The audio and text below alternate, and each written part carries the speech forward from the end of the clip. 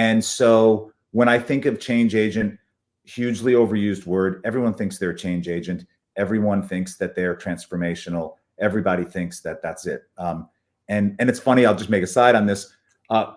Frequently people who show up and consider themselves change agents show up with a very rigid book or something that they say, I'm a change agent, so therefore just follow this book because I've done this and I really can't change. This is the method. I'm like, well, geez, that sort of flies a little bit in the face of change. Sounds to me like you're really just a crank turner. But nonetheless, the concept of change agent, I would say, and when I think about what makes that real, the way I think of it is person who tends to think about change probably likes cooking a little more than baking.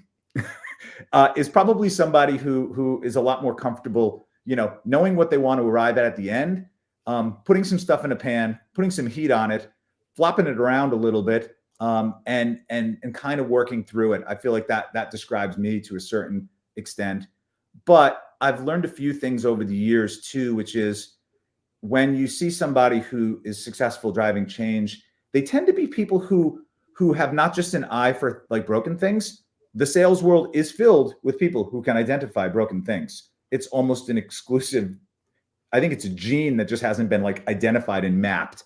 I find broken things. But people who I think succeed in driving change, whether they're a leader or whether they're an individual contributor, have a tendency to be fixers. They see things that are broken and they see pretty quickly to a better way. And then the final thing I would say about what the characteristics of change and being this kind of a change agent, kind of thinker, have a tendency to be people who ask for forgiveness over permission.